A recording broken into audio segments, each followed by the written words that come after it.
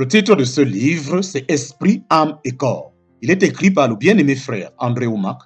Nous sommes présentement au chapitre 18, titre du chapitre 18, Focalisez-vous sur votre esprit. Titre du chapitre 18, Focalisez-vous sur votre esprit.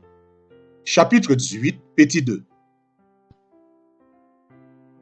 Aujourd'hui, ça fait 20 ans qu'il exerce le pastorat.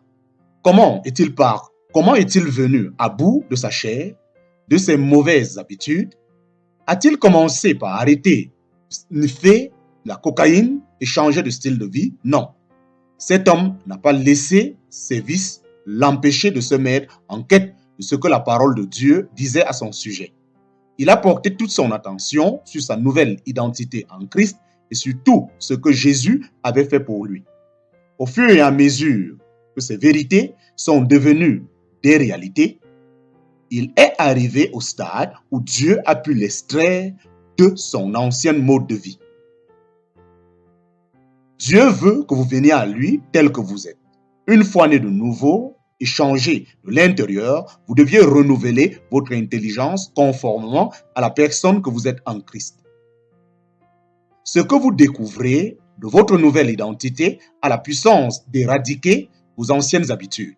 Marchez selon l'esprit en portant votre attention sur les choses de Dieu sans tenir compte de votre chair et elle perdra en puissance. Focalisez-vous sur la qualité et la quantité. Focalisez-vous sur la qualité et la quantité. Pour savoir si vous marchez dans l'esprit ou non, il suffit de regarder où est dirigée votre attention. En effet, sous l'empire de la chair, on tend à ce qui est charnel, mais sous l'empire de l'esprit, on tend à ce qui est spirituel. En parenthèse, Romains chapitre 8, verset 5. Ce à quoi vous pensez indique si vous vivez selon la chair ou selon l'esprit. Sur quoi vous focalisez-vous? Si vous êtes malade et que le docteur vous a diagnostiqué un cas incurable, laissez-vous la parole du médecin ou la parole de Dieu vous influencer? Avez-vous tendance à imaginer ou à anticiper la maladie, la faiblesse et la mort, ou bien restez-vous centré sur la parole de Dieu qui déclare qu'il a porté vos maladies et que ses meurtrissures vous ont guéri? Portez-vous votre attention sur l'esprit ou sur la chair? Si vos facultés de pensée restent centrées sur ce qui est charnel, c'est que vous vivez d'après la chair. Vous ne pouvez pas plaire à Dieu et vous ne pouvez pas vaincre la maladie, bien que vous possédiez dans votre esprit né de nouveau la puissance divine qui guérit les malades et ressuscite les morts. Vous mourrez pour discerner. Vous mourrez.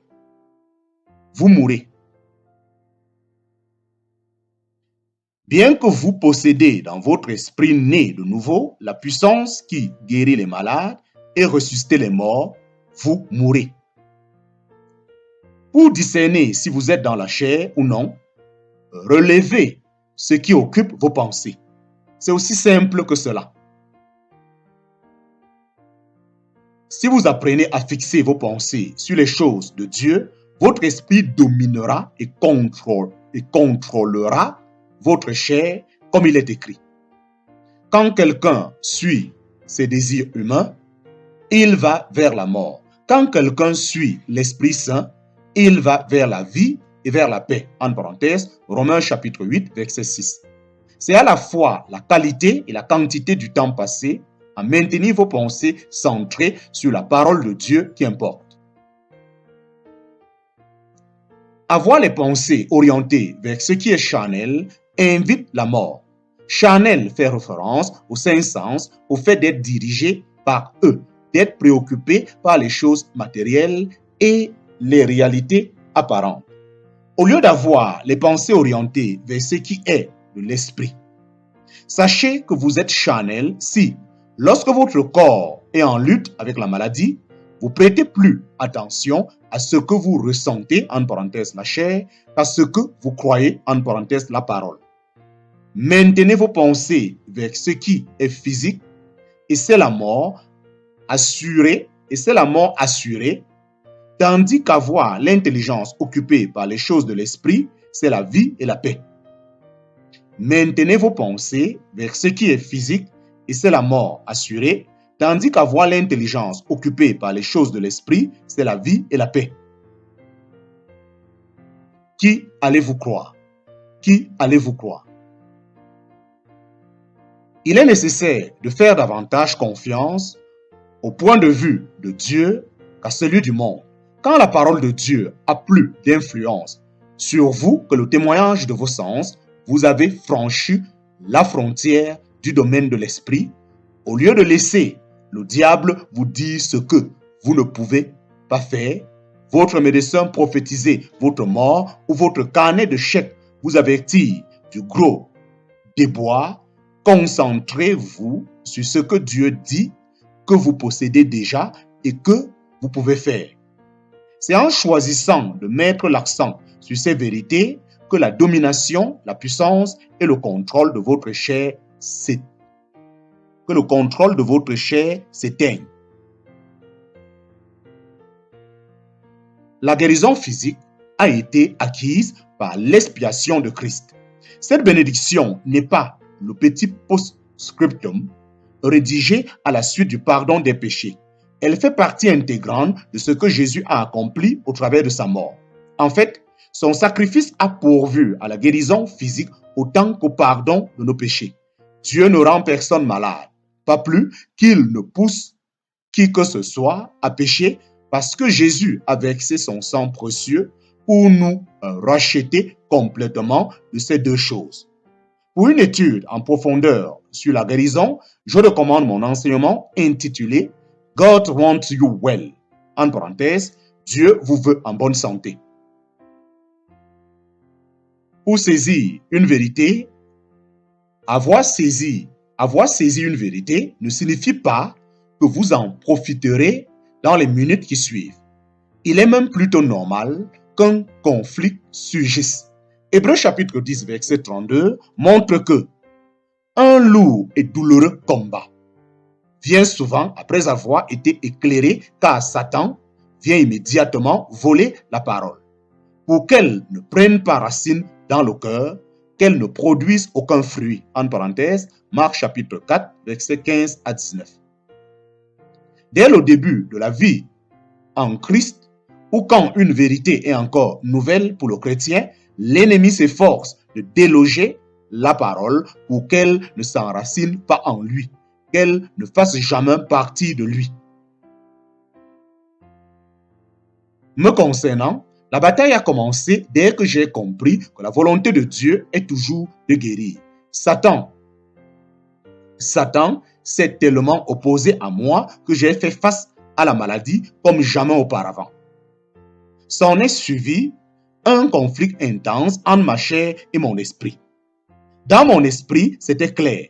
C'est par ces maîtres-sûrs que j'avais été guéri. En parenthèse, 1 Pierre chapitre 2, verset 24. C'est déjà fait, en parenthèse, Éphésiens chapitre 1, verset 18. Et la même puissance qui a ressuscité Jésus-Christ dans les morts est en moi, en parenthèse, Éphésiens chapitre 1, verset 19 à 20. J'étais convaincu de la présence de cette puissance de résurrection dans mon esprit, mais ma chair s'obstinait à répéter « Tu es malade, tu te sens mal et tu es sur le point de vomir. Reconnais-le. » Il y avait cette incroyable contradiction entre ce que je voyais dans mon esprit par la parole de Dieu et ce que je ressentais dans mon corps physique. Ma chair et mon esprit étaient tiraillés. C'était mon intelligence non renouvelée et non quelque vieille nature enfouie quelque part en moi qui essayait de me faire douter de Dieu. Pendant des années, mon vieil homme m'avait enseigné à me fier à ma connaissance transmise par mes sens. Rien d'autre ne comptait et s'y opposer aurait semblé totalement stupide. Lorsque mon vieil homme a été crucifié, mon intelligence non renouvelée, elle, est restée.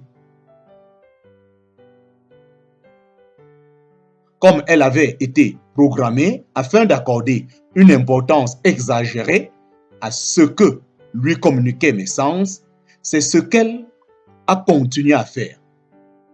Tout dans mon être physique, naturel et charnel hurlait « Tu es malade ». Mon corps me disait qu'il avait mal. Mon entourage commentait ma mauvaise mine. Mes pensées étaient engagées dans un véritable combat pour parvenir à croire ce que je ne pouvais pas voir. J'avais seulement pris la ferme décision de ne pas relâcher mes efforts de la foi tant que je n'aurais pas vu la réalité de la parole de Dieu se manifester dans mon corps. J'étais tellement convaincu de la véracité de la parole que j'ai décidé de tout faire pour y croire. Faire sauter le barrage. Faire sauter le barrage. À l'époque, j'étais pasteur d'une petite église à Segoville, au Texas. Je prêchais la guérison. Cette révélation était irrécusable pour moi, même si j'étais malade. Le diable m'affrontait et ma chair et mon esprit étaient constamment en conflit. Puisque la foi sans les œuvres est morte, une nuit, j'ai décidé de ne pas rester plus longtemps au lit à me comporter comme une personne malade. En parenthèse, Jacques chapitre 2, versets 17, 20 et 26. Je ne voulais pas que la pression des circonstances anéantisse ma foi. J'étais si terrassé par la maladie que je ne pouvais pas tenir debout. Aussi, pour ne pas réveiller ma femme, je suis allé m'agenouiller dans le salon. J'ai posé ma Bible sur le plancher devant moi, bien décidé à en terminer avec cette affaire. J'ai passé des heures à citer les versets sur la guérison. Je ne me suis pas accordé de répit car je savais que je m'effondrerais d'épuisement si je le faisais et j'ai confessé à haute voix, par ces meurtrissures, j'ai été guéri. Mon corps retorquait, ce n'est pas vrai. Je ne le suis pas. Alors, j'objectais, si, je suis guéri. La parole me l'affirme. Cet échange a duré plusieurs heures. Aussi, pour rester éveillé, j'ai fait le tour de la pièce en rampant et en poussant ma Bible devant moi. Je ne vous dis pas de me copier, mais vous aussi, vous aurez à venir à bout à ce même conflit. Dis, c'est bon, j'ai compris, cher, je renonce à toi. Je choisis de marcher par l'esprit. Ne suffit pas, non. Lorsque vous faites volte-face pour vivre par la foi, c'est une expérience douloureuse car votre intelligence et vos émotions ont été traitées avec indulgence pendant longtemps. Elles vous ont toujours dit que ce qui est physique était plus réel que l'invisible. C'est un vrai combat qui ne se règle pas en une minute. Amen. Et c'est vrai. Cette nuit mémorable s'est avérée être une percée majeure pour moi. Elle m'a permis de faire sauter le barrage de la chair qui retenait le flot de la vie de Dieu en moi et, petit à petit, mon esprit a pu prendre le dessus. Malgré les hostilités entre la chair et l'esprit, j'ai beaucoup grandi depuis. Je suis témoin de victoires extraordinaires et je suis capable d'aider beaucoup de gens. J'ai encore tellement plus à apprendre, mais je continue à renouveler ma façon de penser et à vaincre le combat entre ma chair et mon esprit. Le test. Il y a peu, il m'a fallu passer un examen médical pour que la souscription à ma police d'assurance soit acceptée. Il s'est agi d'être examiné tout en courant sur un tapis de course. Comme je n'avais pas autorisé l'infirmière à me raser les poils du torse, les électrodes sont tombées au bout de 12 minutes. Plusieurs semaines après, j'ai reçu un coup de fil de la compagnie d'assurance m'indiquant que mon dossier ne pouvait être accepté car un sérieux problème au cœur était apparu à la 12e minute du test.